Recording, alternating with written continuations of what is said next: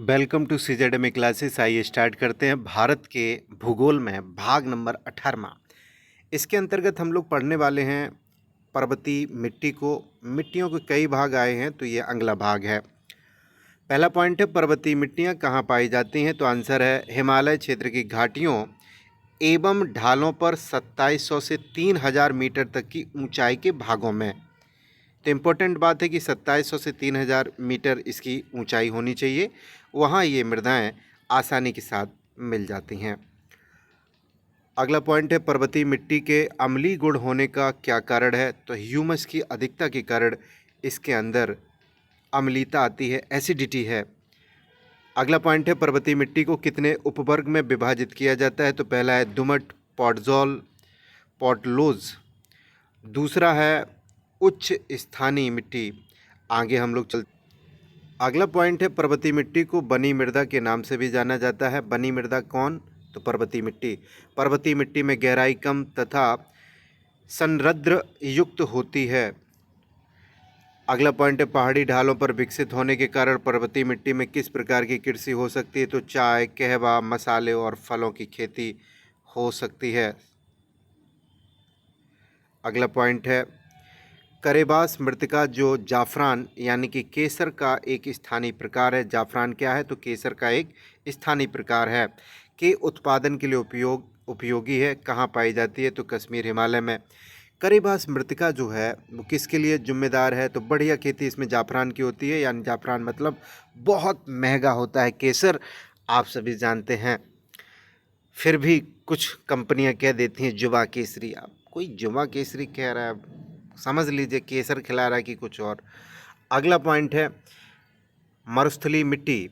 तो मरुस्थलीय मिट्टी में पहला है, मरुस्थलीय मिट्टी का विकास किन क्षेत्रों में होता है?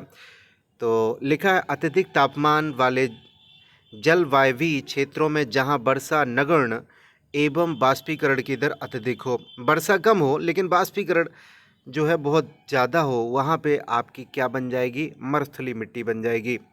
अगला पॉइंट है, भारत में मरुस्थलीय मिट्टी किन क्षेत्रों में पाई जाती है?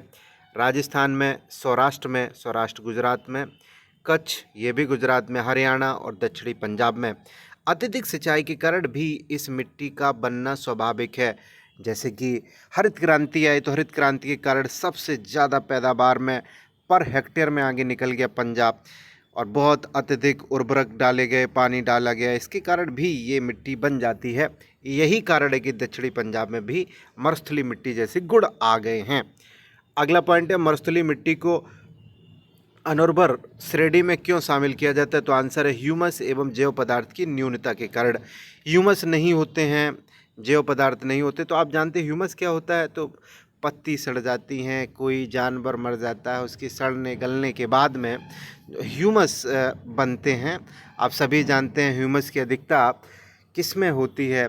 तो अगर कहीं पे पेड़ पौधा दब गए, कोई जानवर दब के मर गए, तो वहाँ ह्यूमस की मात्रा, या पत्तियाँ पेड़ की गिर जाती हैं, उनसे भी ह्यूमस की मात्रा प्राप्त की जाती है।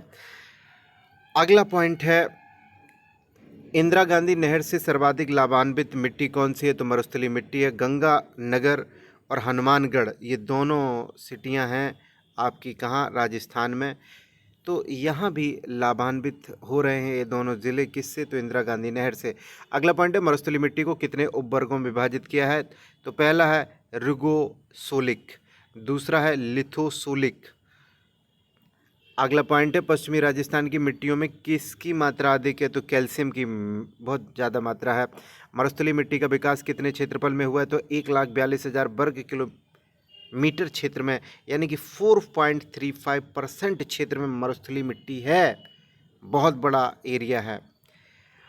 अगली हम लोग पढ़ने जा रहे हैं लवड़ी एवं क्षारीय मिट्टियाँ। तो पहला पॉइंट है, लवड़ी एवं क्षारीय मिट्टी विकास के किस क्रम से संबद्ध है? तो अंतः क्षेत्रीय मिट्टी है, अंतः क्षेत्रीय होनी चाहिए। अगला पॉइंट है, मिट्टी में लवणता किस कारण होती है? आंसर है सोडियम एवं मैग्नीशियम की प्रचुरता के कारण। फिर से हम लोग इसको देख लेंगे, मिट्टी में लवणता किस कारण? तो सोडियम और मैग्नीशियम की प्रचुरता, अधिकता के कारण होती है। लवड़ी एवं क्षारीय मिट्टी का विस्तार है राजस्थान में, उत्तर प्रदेश में, बिहार में, हरियाणा में, पंजाब में और महाराष्ट्र में। अगला पॉइंट है लवड़ी एवं क्षारीय मिट्टी के क्षेत्रों को किन स्थानीय नामों से जाना जाता है? तो रेह, कल्लर, ऊसर, राकर, धुर, कर्ल, चोपन आदि नामों से जाना जाता है। अगला पॉइंट है लवड़ी एवं क्षारीय मिट्टी का विकास हाल के वर्षों में किस कारण से बढ़ा है? तो नहरी सिंचाई के कारण इसका और ज़्यादा मात्रा बढ़ गया है।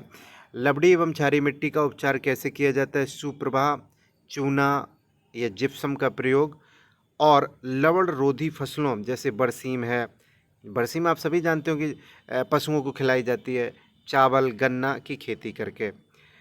अगला पॉइंट है जिप्सम तथा पाइराइट का प्रयोग किस मिट्टी को कृषि योग्य बनाने के लिए होता है? तो लवड़ी मिट्टी।